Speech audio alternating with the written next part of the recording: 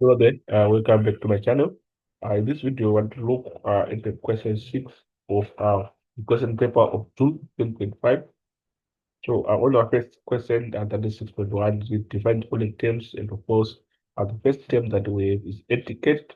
So, in terms of etiquette, basically, it's a customary code of polite behavior in society or among members of a particular profession or group. So, within this context, we'll see that this is a customary code of polite behavior at the workplace. So, that is etiquette and depending on the profession in particular. So basically that's what we have. We've got a brief description of etiquette that we have in our other section, which reads etiquette is described as social rules of everyday behavior. So that's the brief description that we have. Then looking at the second term is inquisitive. But basically, inquisitive is having or showing an interest in learning a thing. That is being curious, is being inquisitive. So this is a big decision that we're saying a person having or showing an interest in learning things or always curious. So that's what we have. And then look at the constitution, basic rules according to which all activities of a specific organization should be run. So constitution basically we're saying it's a body of principles to which an organization or business is to be governed or run. So we can also summarize it as a set of high and level rules of how an organization is run. So that is a constitution. Then we go to the next question that we have, which is going to be our question 6.2. So on our question 6.2, this is name and explain 5 methods of voting in a meeting. We have got various methods that are employed of voting in a meeting. And of course, show of hands is one of them. It's indicated. We have also acclamation, ballot, and division, voting by proxy. So those are the methods that we have. In terms of their explanation, we also have them there as indicated. For show of hands, we are saying the chairperson requests those in favor of the motion to raise their hands, and the number of hands is counted. So basically, that's what we have on that part of showing hands.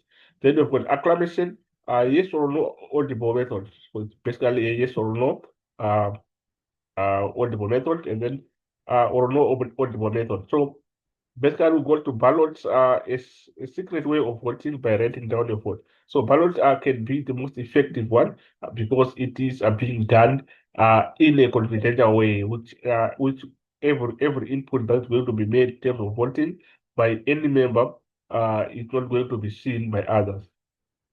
Then we go to division in favor on one side of the room, those against on the other side of the room. So that is division.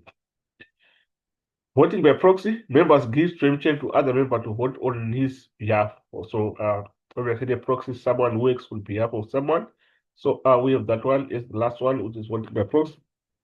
But of course, our question requires us to indicate 5 methods of voting. So we have them as outlined. Then over 6.3, discuss the procedure to follow when valid resolutions are taken. But basically, when we are looking at a resolution, it's a firm decision to do or not to do something. That's a resolution. So when it becomes a valid resolution, it is a resolution that is going to be in effect and it's considered to be a formal resolution that is applicable and will always stand.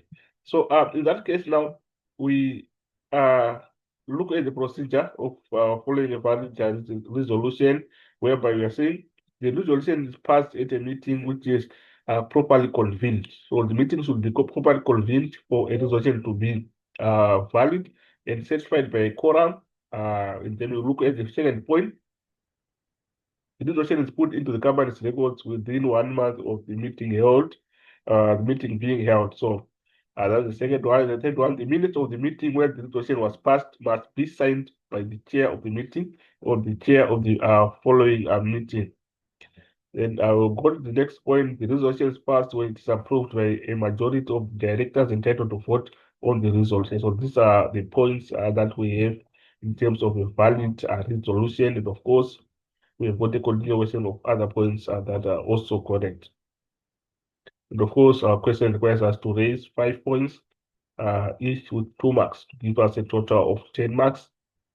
So with that now, you'll see that now we move on to the last question. List four types of private sector. So see that in the private sector, these are organizations or businesses that are not controlled by the government, that are not under the ownership of the government. So in that case, types of private sectors will see that we have got various types that we can include. The retail sector is part of the private, and then we've got petroleum industry, insurance, mining, entertainment industry, property and estate industry. So these are some of the types of private sector. Then looking on our mark allocation, we see that the question requires us to come with about with four, each one with one mark, give us a total of 4 marks, and of course the total marks that we have according to our question are 30 marks. So basically, this is what we have, guys, according to this video. Thank you for listening, and hopefully the video was helpful. Don't forget to subscribe and share to our channel and share the link to our colleagues who are doing OPN4. As for this video, I'm out. We'll meet again.